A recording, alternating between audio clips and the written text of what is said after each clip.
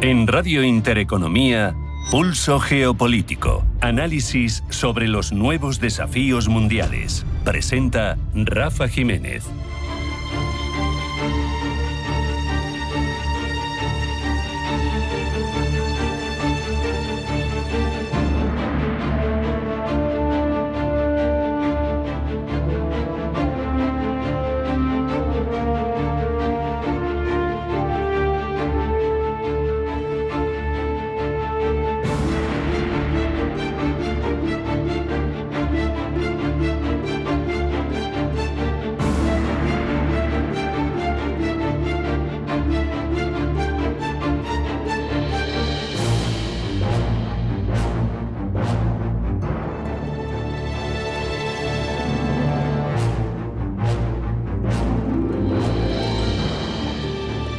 Bienvenidos a Pulso Geopolítico. Europa atraviesa una encrucijada, uno de esos momentos clave en el que las decisiones que se toman terminan teniendo efectos durante décadas.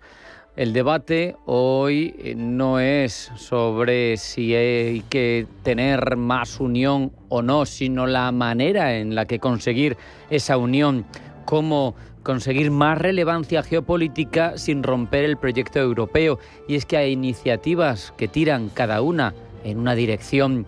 Tenemos, por un lado, la propuesta, sabemos, alemana, ahora respaldada por la Comisión Europea, de una Europa a dos velocidades, impulsada desde Berlín, respaldada desde Bruselas, que parte de un diagnóstico crudo pero realista. La Europa de los 27, de los consensos, de las unanimidades, es lenta y en este momento coyuntural del orden mundial no se puede reaccionar de forma lenta. Pero esta propuesta choca de inmediato con otro planteamiento igualmente ambicioso, el que desliza la idea francesa de avanzar juntos mediante deuda mutualizada para financiar los grandes retos, las grandes apuestas estratégicas europeas. La pregunta fundamental aquí es si ambas visiones, la alemana y la francesa, sabemos que Europa se ha articulado a través del eje París-Berlín, son incompatibles o si por el contrario deben complementarse. Es evidente que ignorar el problema de la falta de flexibilidad, de la lentitud europea, es verdaderamente peligroso. Estados Unidos, China, también Rusia, actúan como potencias estratégicamente integradas, capaces de movilizar sus recursos rápidamente y de asumir riesgos, algo extremadamente sencillo en regímenes autocráticos. Aquí la propuesta de deuda mutualizada también hay que ponerla sobre la mesa, porque si se quiere avanzar en ámbitos estratégicos que nos den esa autonomía y esa voz propia de la que carecemos ahora mismo, en defensa, en energía, en tecnologías críticas, hacen falta instrumentos financieros acordes a la altura de esa ambición. Mutualizar deuda no es solo ahora mismo una cuestión económica como sucedió en épocas pasadas de crisis.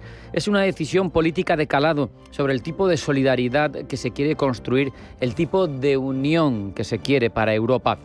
Eso sí, la otra alternativa, la de un núcleo duro de países más relevantes en lo económico, más potentes en Europa, que sirvan para encabezar ese avance y esa deriva hacia adelante de la Unión Europea, no puede ser sinónimo de Europa a dos categorías. No hay que hacer una equivalencia entre Europa a dos velocidades y Europa a dos categorías. Tiene que ser una Europa con un mecanismo flexible, abierto, en el que los que avanzan más rápido lo hagan con el compromiso explícito de arrastrar al conjunto, no de establecer una minoría elitista privilegiada.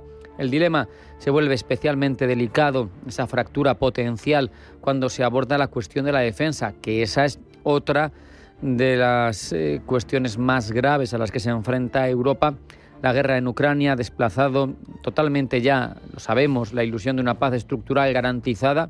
La actitud de un Estados Unidos con el foco geopolítico puesto, como aseguran sus estrategias nacionales, en el eje Asia-Pacífico, nos demuestran que ya no somos el beneficiario de esa defensa sin ningún tipo de contraprestación que nos daba Estados Unidos. Pero ¿cómo reforzar nuestra capacidad militar sin debilitar la OTAN? Porque la autonomía estratégica europea no debe construirse contra la OTAN, debe construirse dentro de ella, pero ahí entran ciertas posibilidades de incoherencia y ciertas redundancias. Reforzar los ejércitos europeos tiene que significar asumir más responsabilidad, reducir dependencias críticas y equilibrar equilibrar la relación transatlántica. Ahora mismo somos unas marionetas en manos del Pentágono y de Washington, pero si no invertimos, si no se mutualiza esa deuda para ser verdaderamente autónomos en presupuesto militar y verdaderamente ambiciosos en nuestra capacidad de defensa, nunca llegaremos a esa ansiada independencia. La cuestión financiera es fundamental, es central. Reforzar los ejércitos cuesta dinero, cuesta muchísimo dinero, y si cada país lo hace por su cuenta, aquí volverán a surgir asimetrías.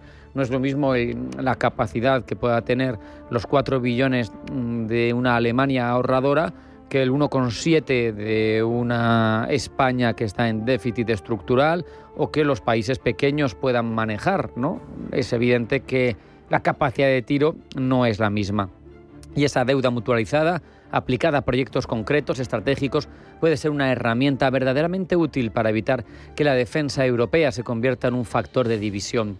Son ambas iniciativas, la Europa a 2 velocidades y la mutualización de deuda en proyectos clave, las dos caras de un mismo problema, de avanzar y actuar con rapidez en un entorno cambiante y en un proyecto que ha de ser cohesionado, que ha de presentar una Europa unida. 500 millones de europeos y 20 millones de PIB unidos son un actor relevante en el concierto internacional. Cada uno por su lado no pintamos nada. Si Europa opta solo por la velocidad, corre el riesgo de romperse. Si opta solo por la unanimidad y la lentitud, corre el riesgo de desaparecer como actor verdaderamente relevante en el orden mundial. Por lo tanto, ahí está la elección. No es uno u otro, es acercar posturas y arrimar el hombro en los dos desafíos. Hacemos un alto en el camino. A la vuelta, información geopolítica que elabora Blanca del Tronco. No se marchen porque sigue Pulso Geopolítico.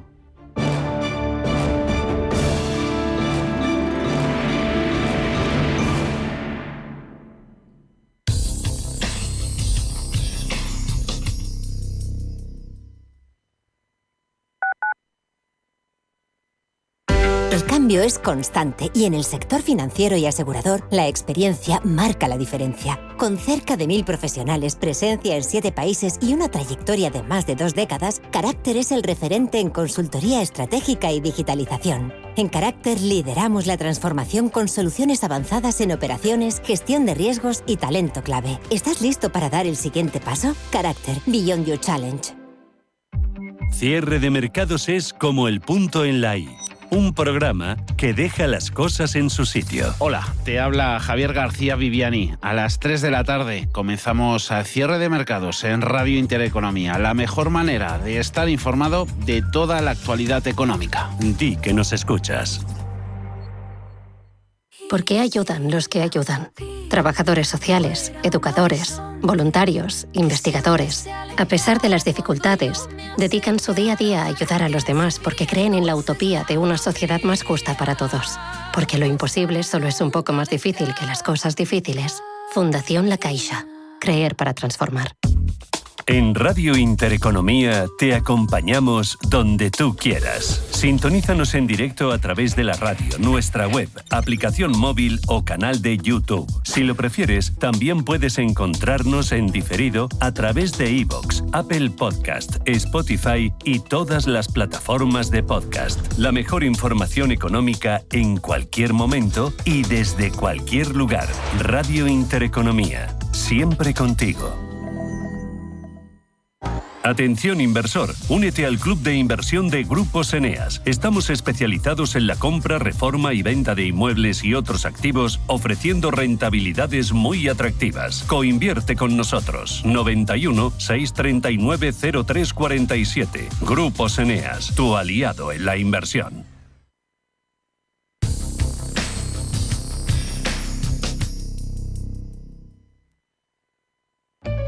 En Radio Intereconomía te acompañamos donde tú quieras. Sintonízanos en directo a través de la radio, nuestra web, aplicación móvil o canal de YouTube. Si lo prefieres, también puedes encontrarnos en diferido a través de iVoox, Apple Podcast, Spotify y todas las plataformas de podcast. La mejor información económica en cualquier momento y desde cualquier lugar.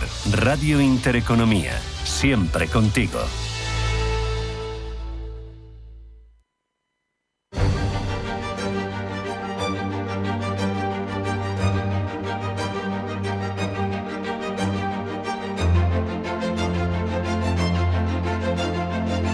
En Radio Intereconomía, Pulso Geopolítico. Presenta Rafa Jiménez.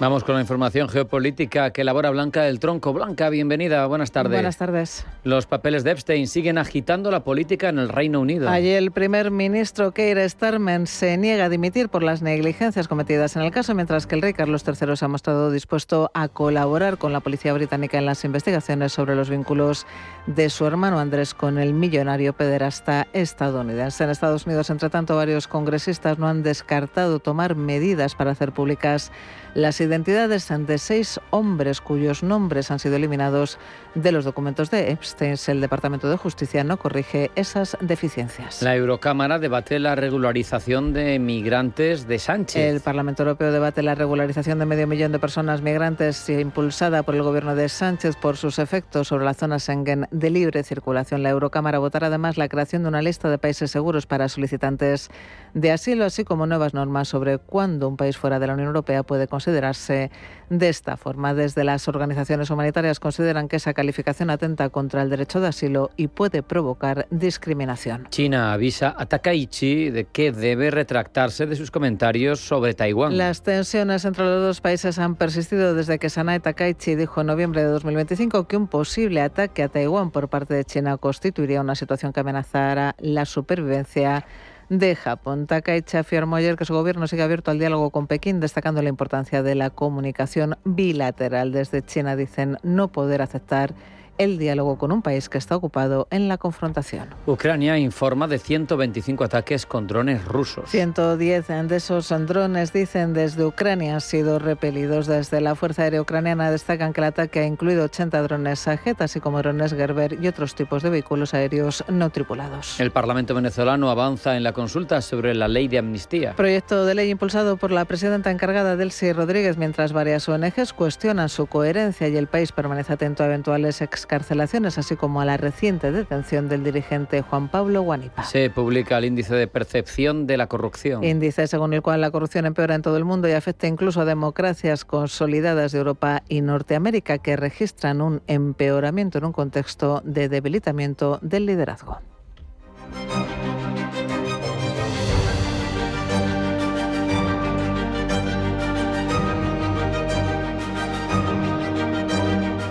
En Radio Intereconomía, Pulso Geopolítico.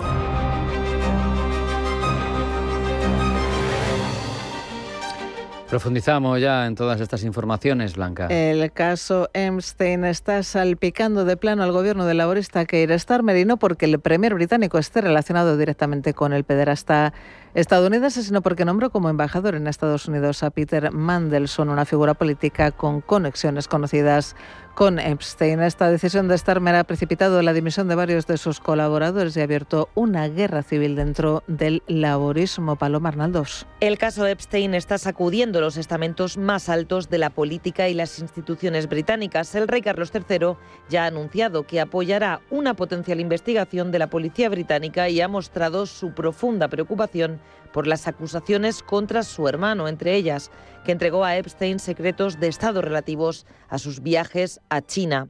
La mano tendida de Carlos III a la política británica llega en medio de la crisis abierta en el gobierno del laborista Keir Starmer por haber nombrado embajador en Estados Unidos a Peter Mandelson, cuya relación con el pederasta americano parece que iba más allá de una colaboración laboral.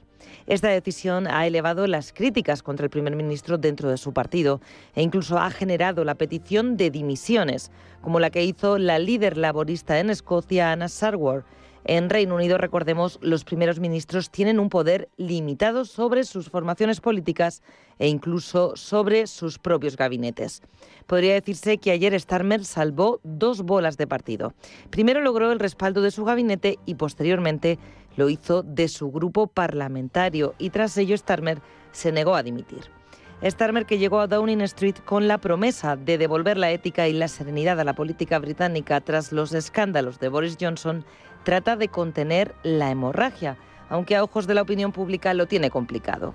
A las puertas de las elecciones en mayo, entre ellas al Parlamento escocés, el Partido Laborista ha pasado del primer puesto al tercero en las encuestas. Europa debe convertirse en una potencia y debe hacerlo rápido. Ese es el mensaje central que ha lanzado el presidente francés Emmanuel Macron en una entrevista concedida a varios diarios europeos. Advierte de que los europeos se enfrentan a un enorme desafío ante lo que define como una ruptura geopolítica. Pablo Llanonet. El primero de los desafíos tiene un nombre propio y se llama Donald Trump. Macron descarta cualquier tranquilidad duradera desde que ha llegado a la Casa Blanca y advierte de que Bruselas no debe caer en el alivio. Estados Unidos asegura ya no es un socio igual de confiable y por ello insiste en que Europa no puede limitarse a reaccionar a las presiones de Washington, porque si solo observa, si solo se adapta, el riesgo es evidente, asegura Macron. Si queremos ser espectadores, prosigue, seremos vasallos. Pero el problema, prosigue, no es solo Estados Unidos. Como afirma Macron, mientras Estados Unidos ya no garantiza seguridad automática, Rusia ha dejado de ser un proveedor energético fiable y China ha pasado de ser mercado a convertirse, dice, en competidor feroz.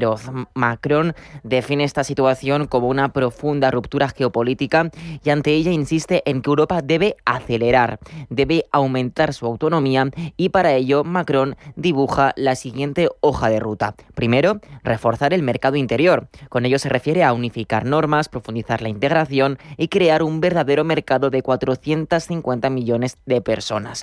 Segundo, invertir masivamente en sectores estratégicos, es decir, defensa, transición ecológica, inteligencia artificial y tecnología cuántica. Y tercero, financiar todo esto mediante deuda común europea. Macron dice que nuevos eurobonos son esenciales para inversiones estratégicas y no para mutualizar deuda pasada, más bien para competir en igualdad frente a Estados Unidos y China. Además, considera que ofrecer deuda europea sólida permitiría incluso cuestionar la hegemonía del dólar. Mientras, y en clave comercial, Macron se muestra más ambiguo. Defiende el último tratado firmado con India, pero con Mercosur se sigue mostrando reticente. Por encima del comercio global, afirma, debe prevalecer la protección a los sectores estratégicos propios. Este problema refleja bastante bien el llamamiento político que Macron está haciendo con estas declaraciones. Europa debe encontrar su equilibrio entre la autonomía y la dependencia y debe hacerlo, concluye, rápido. Y la Comisión Europea estaría mostrando sus reservas a la decisión del gobierno de Sánchez de conceder un estatuto legal a cerca de 500.000 de inmigrantes indocumentados. Desde Bruselas consideran que esta decisión puede colisionar con la política actual de la Unión Europea. Según informa Euronews, que cita a uno de los responsables comunitarios, la decisión de Sánchez no está en línea con el espíritu de la Unión Europea en materia de migración y puede enviar un mensaje diferente al que la Unión Europea está comunicando actualmente fuera de Europa para disuadir de la migración irregular. Y en este marco el Parlamento Europeo debate esta tarde la decisión del gobierno español, ya que una regularización masiva en un país Schengen tiene efectos en cadena. Gemma González. La decisión del gobierno de Sánchez de regularizar a 500.000 de inmigrantes choca con los intentos en la mayoría de países europeos de reducir el acceso a la protección internacional de los extracomunitarios y aumentar el número de retornos a los países de origen. La última legislación europea también pretende disuadir de la inmigración ilegal, adoptando una política de asilo más estricta, con la esperanza de aumentar la tasa de expulsión de inmigrantes irregulares. Si España regulariza a 500.000 de personas, estas obtienen la residencia legal en un país Schengen y tras cierto tiempo tendrán derecho a circular libremente por ese espacio. Para otros países de la Unión Europea esto significa más movilidad secundaria y dificultad para controlar quién se queda, aunque el permiso sea español. Esto es sin duda lo que más inquieta a los gobiernos del norte de Europa. Otros países temen que se refuerce la idea de que entrar de forma irregular puede acabar en papeles. Temen además que aumente la presión migratoria hacia el sur de Europa, sobre todo hacia España, Italia y Grecia, y que esos países actúen como puerta trasera de la Unión Europea.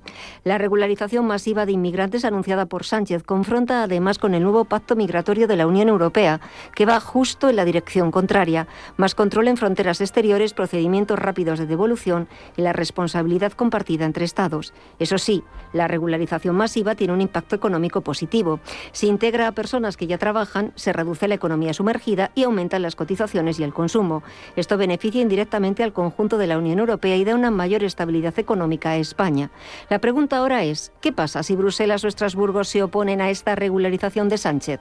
El presidente del Gobierno no tendría que dar marcha atrás automáticamente a su decisión de regularizar 500.000 de inmigrantes, pero sí podría verse forzado a modificarla o pagar un coste político. La regularización de inmigrantes es competencia nacional, no europea. Cada Estado decide a quién da permisos de residencia, por lo que la Unión Europea no puede vetar una regularización española. Lo que sí puede hacer la Comisión Europea es examinar si la medida de Sánchez viola el derecho europeo, es decir, si da derechos de movilidad o trabajo en otros países antes de tiempo o si incumple normas Schengen o de extranjería europea. La corrupción se intensifica cada día a lo largo y ancho del planeta. Según el último informe de la ONG Transparencia Internacional, ni las democracias más consolidadas se libran de este fenómeno. Europa Occidental y América del Norte ocupan las primeras posiciones del ranking de países con menos corrupción, pero siguen decayendo a la par que lo hacen otras regiones como Asia Central, África subsahariana o América Latina. ¿Qué está pasando en el mundo para que la corrupción siga yendo en ascenso, Pablo? La forma en cómo se da la corrupción y su nivel de intensidad nos dice bastante sobre la situación de cada región. En Europa Occidental, por ejemplo, la corrupción tiene que ver mayoritariamente con fallas en el liderazgo, afectando con ello principalmente y de orden de más a menos a Hungría, a Eslovaquia, a Grecia, a Italia y a España.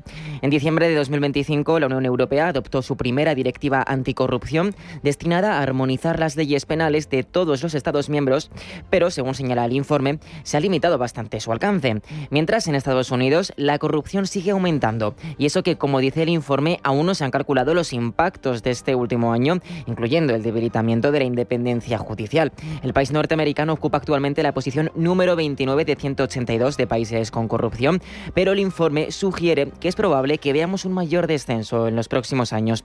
Pero bueno, aún así, seguirá dentro, seguramente, del top 50 de países con menos corrupción y no se sumará a esas otras naciones donde existe un serio deterioro de las instituciones. Y no están, por cierto, muy lejos de nosotros. Si miramos hacia Europa del Este, nos encontramos con una progresiva concentración del poder. No se trata de una mera falla en el liderazgo. En Serbia, según dice el informe, el gobierno está presionando a la Fiscalía de Delincuencia Organizada, obstruyendo con ello la cooperación policial y produciendo, más bien limitando, cambios legales que son necesarios en el país. Mientras, en Bosnia y Herzegovina, la influencia política sobre los nombramientos judiciales se ha convertido en una costumbre más. Si seguimos girando el globo terrestre, llegamos a Asia Central, donde Rusia se lleva la corona de los países con mayor corrupción en la región, ocupando el puesto 157 de 182 países, por encima de Irán. Dada su influencia, el Kremlin ha logrado que sus políticas se propaguen a otros países como si de una enfermedad contagiosa se tratase, aumentando la corrupción media. Aún así, sigue teniendo una menor corrupción que países como Sudán o Venezuela. La situación mejora un poco si miramos hacia Asia-Pacífico. Allí el problema no es tanto una concentración sistemática del poder como una gobernanza débil que no soluciona los acuciantes problemas de la región.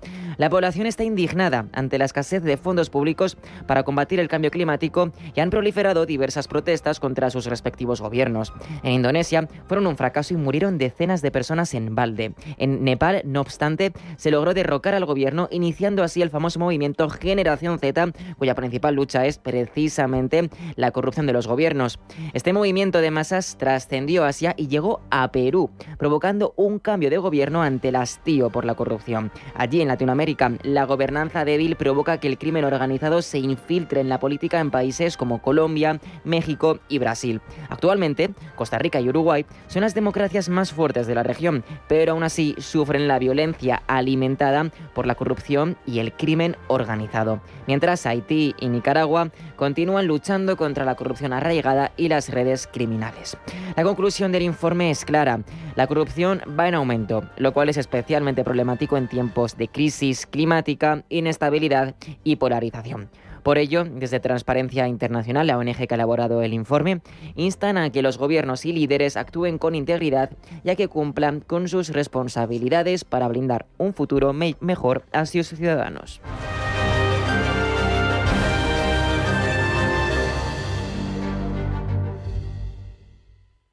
En Finaccess Value queremos ayudarte a conseguir tus objetivos financieros. Finaccess Value, gestión de patrimonios centrados en la prudencia y la gestión del riesgo. Un enfoque global y más de 20 años del grupo Finaccess nos avalan. Más información en finaccessvalue.es y en el 91 737 4114. Finaccess Value, agencia de valores, figura inscrita en CNMV con el número 301.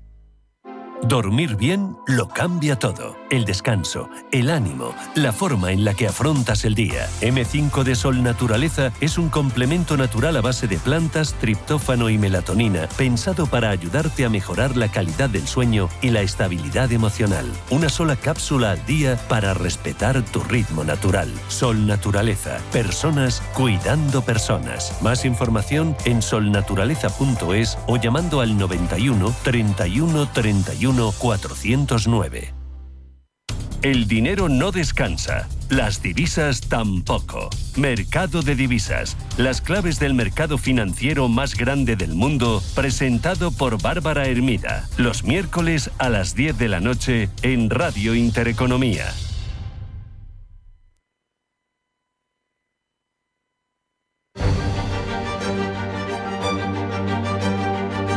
En Radio Intereconomía, Pulso Geopolítico. Presenta Rafa Jiménez.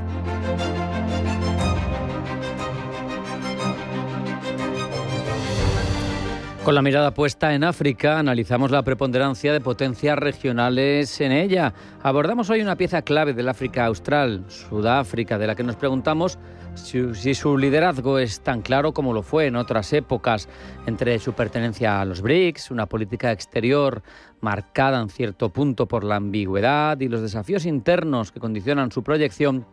Pretoria navega en un mundo que es cada vez más multipolar. Pero ¿qué papel juega hoy Sudáfrica en el sistema internacional y en el continente africano? Lo analizamos con Reginaldo Meneneo Luis Anguesomo, profesor de la Universidad Francisco de Vitoria. Reginaldo, bienvenido, buenas tardes. Muy buenas tardes y muchas gracias por la invitación. Reginaldo, ¿sigue siendo Sudáfrica la potencia indiscutible del África Austral o su liderazgo regional viene siendo erosionado por otros actores, por dinámicas internas? ¿Cómo lo ves?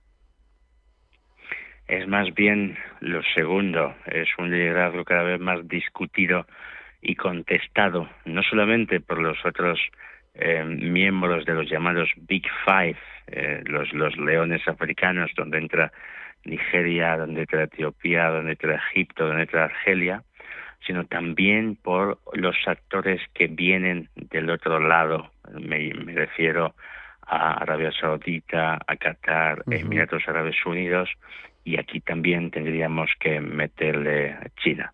Es verdad que Sudáfrica sigue siendo un actor importante en esa región, fundamentalmente porque esa región de África está considerada como una región funcional, y esa función es precisamente la red de transportes.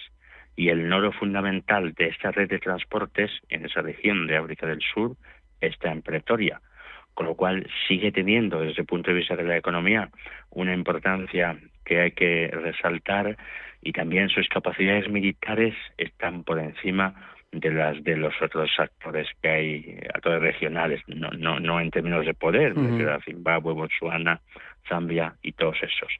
¿Sigue teniendo poder? Sí. ¿Lo es tan fuerte como en otras épocas? No, porque está siendo contestado, como hemos dicho, por actores externos que vienen de otro lado del Mar Rojo, que vienen de China, que vienen de Rusia, y también por actores locales como los otros 4 miembros de los llamados los leones africanos. Sí.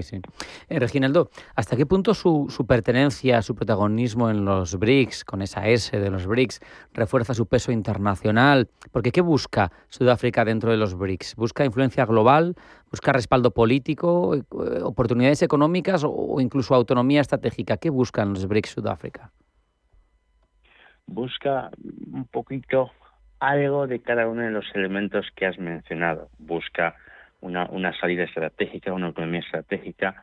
Busca también liderar, en cierto modo, la voz africana hacia ese nuevo bloque. Bueno, no es tan nuevo, los BRICS, quieras que no, llevan ya sus años, aunque ya tenemos otros elementos africanos dentro del bloque, como Etiopía, ¿no? Y eso refuerza lo que hemos comentado, que hay otros actores que le están debatiendo el papel a Sudáfrica, ¿no? Si en algún primer momento quiso llevar esa voz cantante, que la entrada de esos actores, Rusia, China y los otros miembros de los BRIC hacia África sea vía Sudáfrica, pero a partir del momento en que entran otros actores como Etiopía y luego Egipto también, pues se ve un poco como es un poder cada vez más contestado. Es verdad que a pesar de todo su pertenencia histórica, porque la de Etiopía no es tan histórica, y en los BRIC tiene su significación.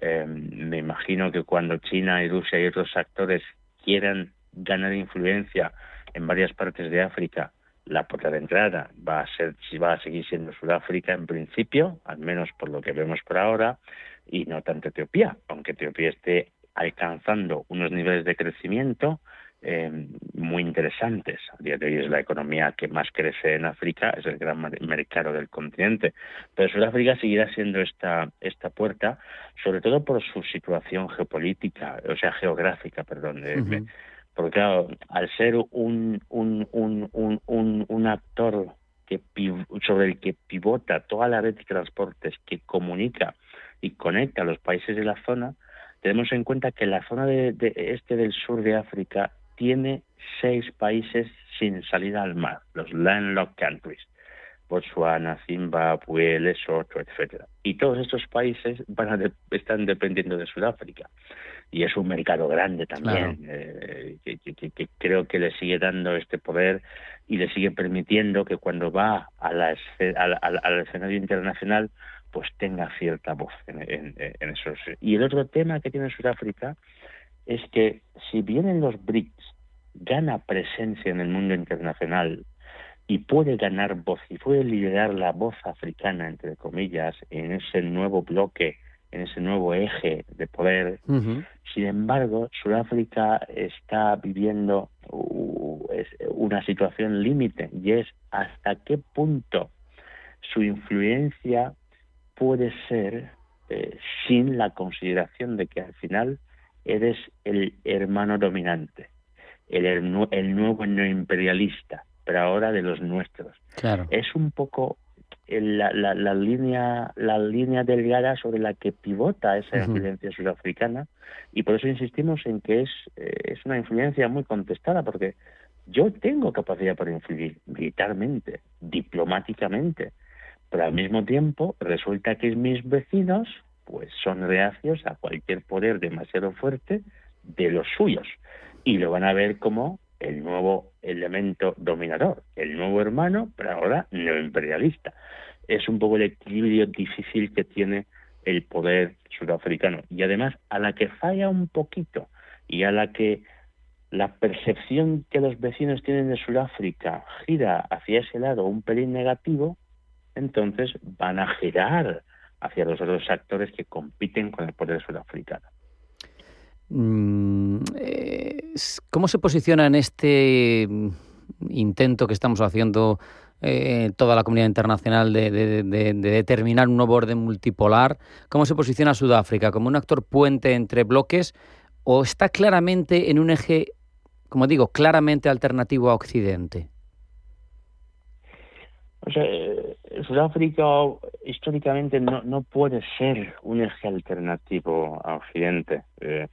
En su caso, Sudáfrica está intentando, de todas formas, ser el puente de las fuerzas occidentales hacia África, y el puente también de las fuerzas del nuevo bloque, si queremos, el bloque Moscú-Pekín en África, si queremos incluso el bloque de las petromonarquías del Golfo en África. Es un poco el rol que quiere Sudáfrica. Porque ¿por qué no puede ser la alternativa? Por esa percepción que tienen los países vecinos. Y eso no solamente le pasaría a Sudáfrica, por ahora le pasa a Sudáfrica, pero le puede pasar a Nigeria, le puede pasar a Argelia, le puede pasar a Etiopía, le puede pasar a Egipto, que en África cae un peso histórico de que a la que se levante un actor regional con demasiada fuerza, entre comillas, esta posición es vista de manera reacia, como que entre nosotros se ha levantado el nuevo colono, Claro. el gran hermano dominador. Ujú. Entonces, Sudáfrica está ahí buscando un equilibrio que le permita ser la puerta de entrada no la alternativa, sino la puerta de entrada de todos estos ejes que están compitiendo en el gran mercado africano. Y también quiere ser la puerta de salida de la voz africana hacia el mundo internacional. Es un poco lo que intenta, pero no quiere ser la alternativa. No es que no quiere, no desearía ser la alternativa porque sabe que el peso histórico le juega una mala pasada.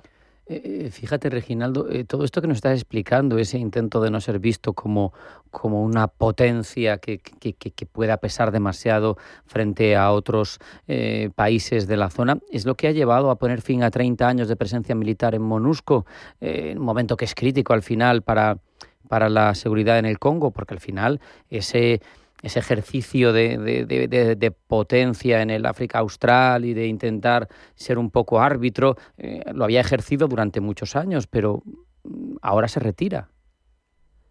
Efectivamente, esa última operación respalda ese movimiento sudafricano, porque está viendo que si sigue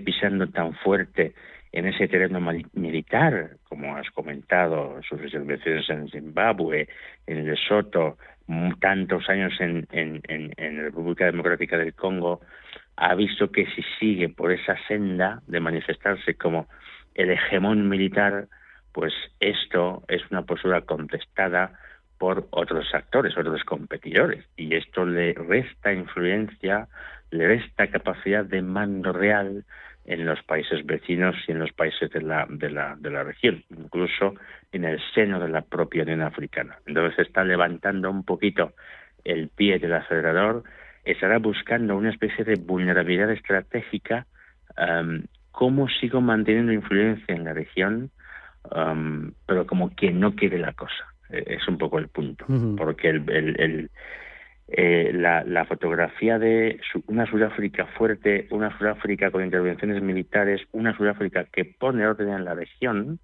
y con gran capacidad de mando, es una fotografía que a día de hoy no está bien acogida por los países de la región, y no está bien acogida teniendo en cuenta el propio contexto de África y el propio contexto de los actores que están debatiendo y disputando el eje africano. Pues no tiene más remedio, y es una inteligencia diplomática interesante eso que ha hecho Sudáfrica, esa retirada de su acción en la República Democrática del Congo.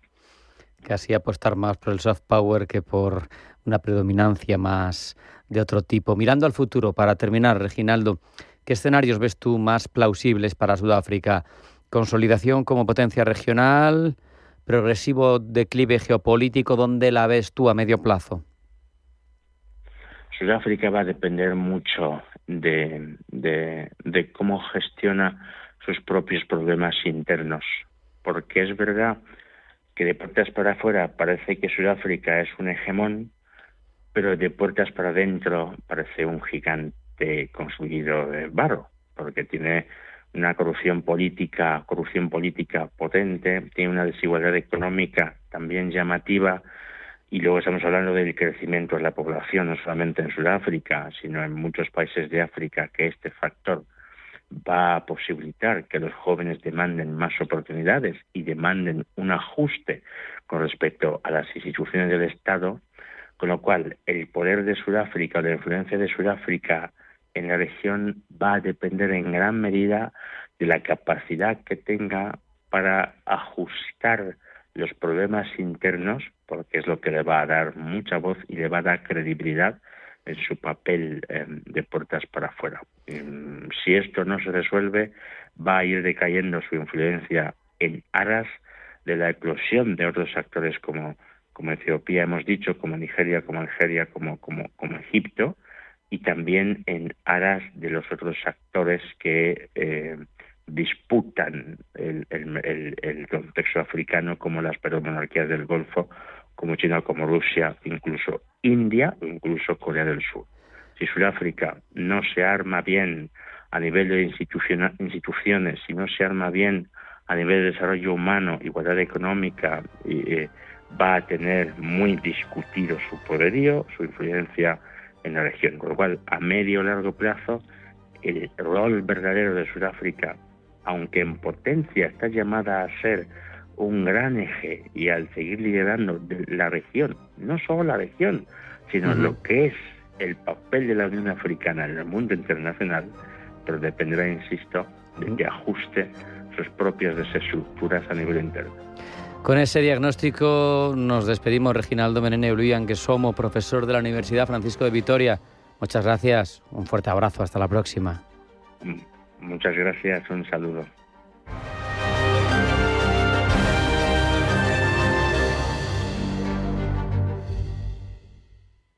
¿Tienes un bar, restaurante u hotel? No te pierdas HIP, Horeca Professional Expo, la mayor feria europea de soluciones Horeca que te ayudarán a mejorar la rentabilidad de tu negocio. Descubre las últimas tendencias y productos en alimentación, bebidas, menaje, mobiliario, diseño, tecnología, maquinaria de más de 1000 marcas expositoras junto a más de 700 expertos que presentarán las mejores estrategias y herramientas para llevar tu negocio de hostelería a una nueva dimensión. Del 16 al 18 de febrero en IFEMA Madrid. Entra en expohip.com y consigue tu entrada. En Radio Intereconomía te acompañamos donde tú quieras. Sintonízanos en directo a través de la radio, nuestra web, aplicación móvil o canal de YouTube. Si lo prefieres, también puedes encontrarnos en diferido a través de iVoox, Apple Podcast, Spotify y todas las plataformas de podcast. La mejor información económica en cualquier momento y desde cualquier lugar. Radio Intereconomía, siempre contigo. Cierre de mercados es como el punto en la I. Un programa que deja las cosas en su sitio. Hola, te habla Javier García Viviani. A las 3 de la tarde comenzamos a cierre de mercados en Radio Intereconomía. La mejor manera de estar informado de toda la actualidad económica. Di que nos escuchas.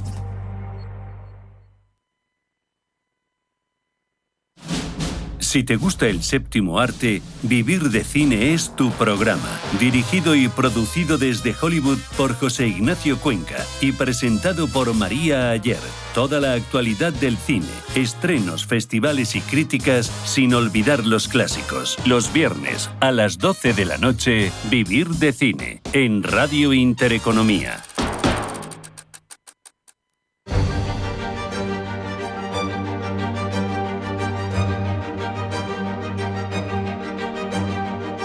En Radio Intereconomía, Pulso Geopolítico.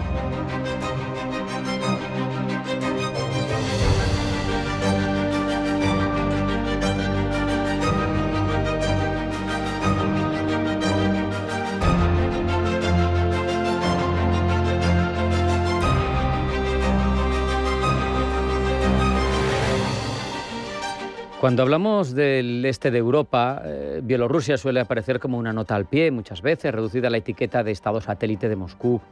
Pocas veces nos detenemos a analizar qué es realmente Bielorrusia, qué margen de maniobra tiene, qué papel juega en la arquitectura de ese poder regional que se configura en la zona.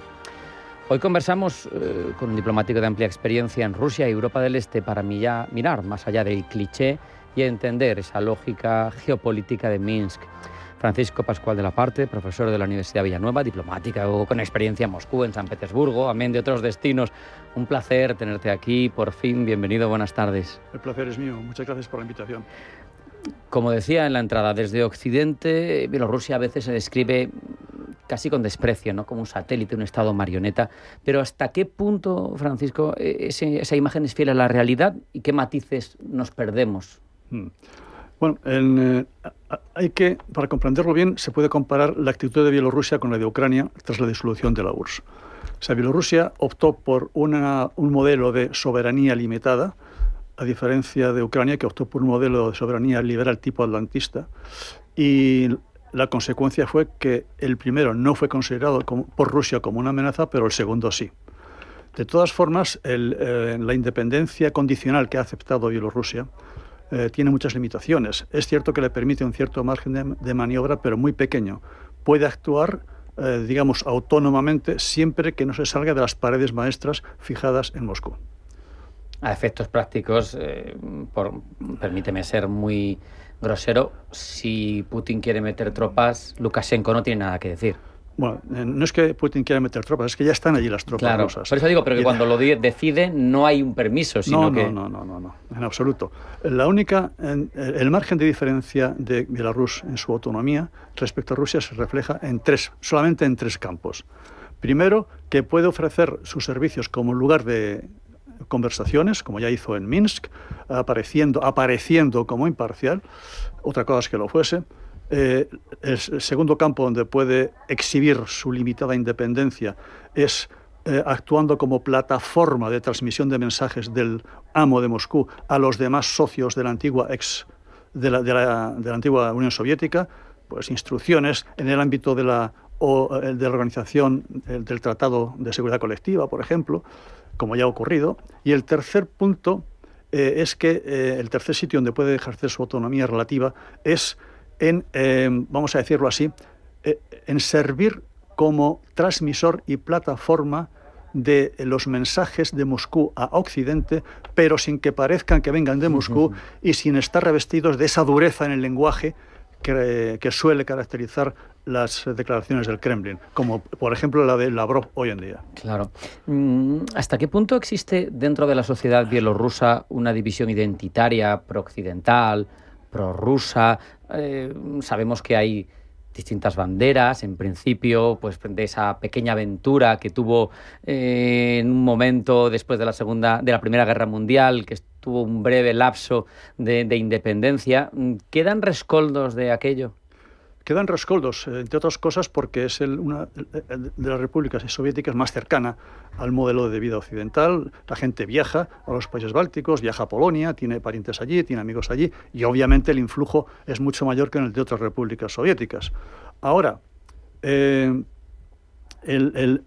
peso exacto de ese descontento a efectos de contabilidad social, vamos a decirlo así, es muy difícil de medir. Yo creo que es la mayoría de los bielorrusos los que desearían una aproximación al modo de vida occidental.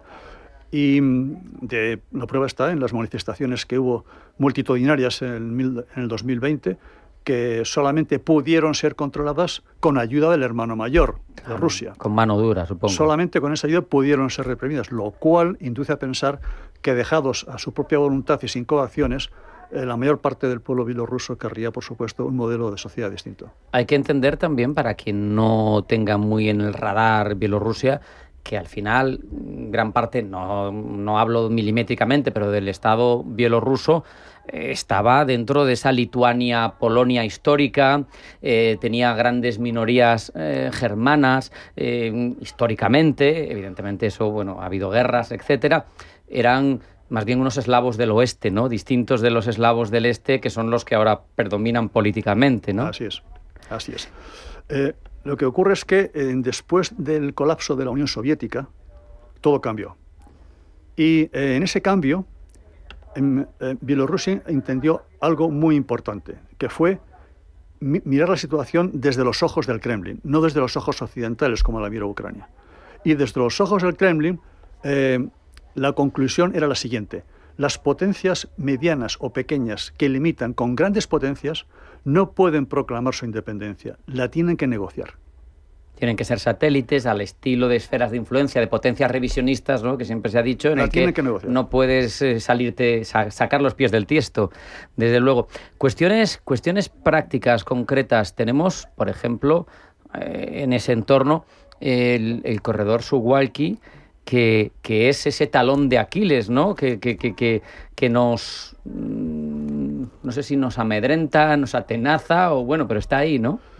El corredor de Suwalki, de unos 100 kilómetros de longitud, que separa a los países bálticos de Polonia y que está guardado en sus dos extremos por tropas rusas, bueno, en un extremo la frontera es con Bielorrusia, pero es prácticamente lo mismo, y en el otro extremo con Kaliningrado, que es una gigantesca base militar y naval de Rusia.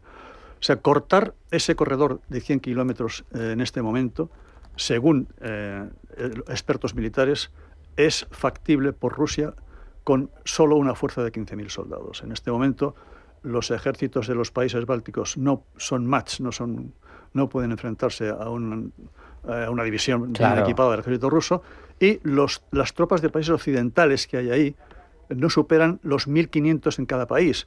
En Estonia está bajo la supervisión, la dirección o el mando militar de Gran Bretaña, en Lituania, Alemania. Ahí están también nuestros aviadores de combate españoles. Haciendo esas labores de policía aérea. Policía aérea. Pero eso es más bien un señuelo, una especie de disuasión adelantada para el caso de que a Rusia se le ocurra atacar. En ese momento, pues obviamente el efecto llamada se produciría y teóricamente vendrían más tropas de la OTAN a defender a los bálticos. Pero una cosa es estar allí para protegerlos y otra muy diferente es llegar para liberar el territorio. Una vez que Rusia lo ha ocupado, la liberación ya exige tal sacrificio militar y tal número de bajas que los rusos confían en que ese factor haga dudar a las potencias occidentales. Si Immanuel Kant levantara la cabeza con su Königsberg convertido en Kaliningrado, seguro que no le parecía bien. Y aunque no la levante, debe estar retorciéndose en su tumba. Pobre. Otro elemento también militar, la base aérea de Baranovichi, importante, fundamental para la defensa aérea. Al final, Bielorrusia da la sensación pues de que es una extensión más, de un departamento más del ejército ruso, igual que cuando comenzaron las hostilidades, en este caso se reactivó, hablo de memoria, una división, el departamento de San Petersburgo, que no estaba reforzado hasta ese momento. Bielorrusia es a efectos prácticos un departamento más ruso.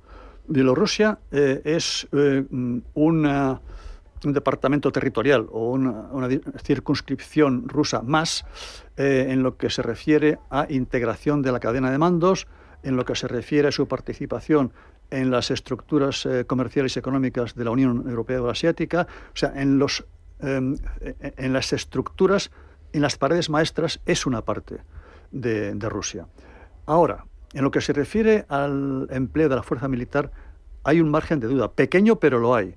Por ejemplo, ¿qué sucedió o qué sucedería en el caso de que Rusia exigiese a Bielorrusia una participación más activa en el combate, en el conflicto armado en Ucrania?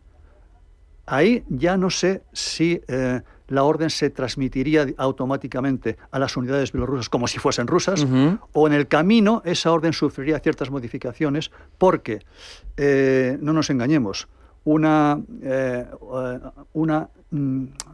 a decirlo así, una presión y una orden clara, sin posibilidad de disensión por parte de Lukashenko a sus tropas para que participen directamente en una nueva invasión de Ucrania por el norte, podría provocar un segundo Maidán en Bielorrusia. Claro, los bielorrusos dirán, esta no es nuestra guerra, los que van a morir, me refiero. Y eso no le conviene a Lukashenko, que ya está en una posición muy frágil, pero tampoco le convendría a Putin en este momento. De tal forma que, en mi opinión, quizá equivocada, es que si Bielorrusia no ha participado directamente en esos combates de Ucrania, hasta ahora se debe precisamente a ese factor. Francisco, se ha hablado de Lukashenko, qué caso de longevidad política, ¿no? Bueno, ya sabemos que ahí no hay una democracia como tal, al estilo occidental, pero son muchos años controlando los resortes de poder, al final en un país, por mucho que sea un satélite, pero supongo que tendrán sus intrigas palaciegas, y sin embargo él está ahí firme como una roca. Si te refieres al papel que puede jugar la oposición bielorrusa en el interior y la oposición bielorrusa en el exilio, ahí hay que reconocer que la interior la tiene muy controlada y la exterior, que era más bien monolítica hasta hace poco, se está dividiendo en fracciones opuestas o partidarias de la esposa. Bueno, hay varias cabezas ahí que dirigen los diferentes grupos y existe la sospecha que la reciente liberación de presos políticos por Lukashenko, que pertenecían a la oposición democrática, ha sido hecha a propósito porque sabía que su idea de oposición al régimen de Bielorrusia, al régimen de Lukashenko, de esos liberados, no es la misma que la posición de los que están en el exilio. Y al exiliarlos y al añadirse a los que están en el exilio han provocado un montón de ramas y subramas. Divide et vinces, que eso es muy viejo. De forma que mata a 2 pájaros de un tiro. Queda como un hombre compasivo que libera a presos, pero y al mismo tiempo sale en televisión, recibe al enviado especial del presidente Trump como un jefe de Estado más, homologado y reconocido por todo el mundo, con estándares internacionales, pero por otro, obviamente, obtiene como ventaja, según ciertos expertos, no sé si será verdad o no, la división de la oposición en el exilio, que está ahora mismo completamente dividida, en varias ramas, desde que llegaron los liberados, vamos a llamarlo así, de Bielorrusia. Y luego, por supuesto, no nos olvidemos que los liberados son unos pocos cientos, no sé si llega a 200, vamos, pero los que aún quedan en prisión son miles. Y el control de la población no se ha aflojado ni suavizado lo más mínimo. Al contrario, se ha endurecido más. Los controles de salida del país, incluso para los que tienen familiares en el exterior. El registro obligatorio, pues, de quien recibe en su casa a no residentes. El registro de aquellos que tienen la residencia en el extranjero o la nacionalidad. ¿Quién son sus amigos? ¿Quién son sus parientes? ¿A qué colegio van sus hijos? Tremendo, sí. O sea, se ha incrementado la presión sobre la población. Más allá de, no sé si te acuerdas, la conversación entre Putin y Xi sobre inmortalidad, el hecho es que en principio Lukashenko pues estará en la parte final de su mandato, por lo menos en cuanto a expectativas y esperanza de vida. ¿Hay una sucesión articulada, sólida, previsible en Bielorrusia? Que yo sepa, no. Es más, es muy peligroso jugar a sucesor o jugar a opositor en Bielorrusia. Ejemplo, el antiguo ministro de Asuntos Exteriores bielorruso, Makey, que tenía una posición ligeramente diferente a la del Kremlin respecto al conflicto de Ucrania y respecto a la aproximación a Occidente, y que era un negociador favorito y frecuente de las autoridades europeas, de la Unión Europea, un buen día... Se cayó por una ventana. Sí, murió. No. En circunstancias que no han sido totalmente esclarecidas. De modo que, respondiendo a esa pregunta, dudo en este momento que con ese precedente haya en Bielorrusia alguien que se postule. Quizá lo haya, pero de forma muy oculta. Para terminar, nos queda poco, pero ¿crees que hay desde Occidente algún error de análisis respecto de Bielorrusia que haga que al final esté todo enfocado, como hemos dicho, hacia el Kremlin? ¿Podemos saber qué deberíamos hacer, tú que conoces bien la zona, para intentar tener una lenta apertura, aunque fuera, o una desaparición de esa preponderancia de Moscú en esa Bielorrusia que dirige Lukashenko? El llevar a cabo una política exterior consistente en lograr un paulatino desenganche de Bielorrusia de Rusia es tremendamente peligrosa, porque Rusia la consideraría como un peligro existencial. Se puede hacer, pero, como dicen los ingleses, at your own risk. En este momento, y tal y como están las cosas, mi modesta opinión es que habría que incrementar todas aquellas esferas de cooperación que no supusieran un reto a la posición defendida por el Kremlin. Pues en la esfera de la educación, de la cultura, de la música... Todo a través de los poderes blandos, más que por la confrontación directa, ¿no? En mi opinión es la única solución. Con ese consejo nos quedamos. Francisco Pascual de la Parte, profesor de la Universidad Villanueva. Un placer hablar contigo aquí en el estudio. Muchas gracias. Un abrazo. Hasta la próxima. Muchísimas gracias a vosotros. Hasta aquí hemos llegado en esta edición de Pulso Geopolítico. Sean felices, pasen buena tarde y acudan mañana a su cita con nosotros. Pulso Geopolítico. Mañana más.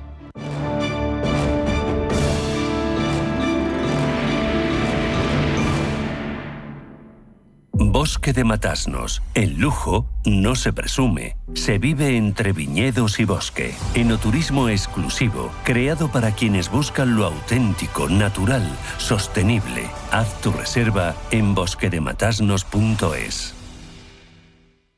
Estamos en constante cambio. El mundo cambia. Cambia nuestro entorno. Cambios que nos hacen reflexionar. Cambios que nos hacen apostar por fórmulas diferentes. En la radio apostamos por el sector inmobiliario. Súmate al cambio con Intereconomía Inmobiliario. Cada miércoles y jueves a las 11 de la mañana con Elena Fraile en Radio Intereconomía. Nos sumamos al cambio. La Hora de Miguel Ángel es un programa dedicado a la salud y la prevención de enfermedades. Con un lenguaje claro y sencillo, te explica cómo llevar una vida saludable. La Hora de Miguel Ángel, todas las noches a las 12 en Radio Intereconomía.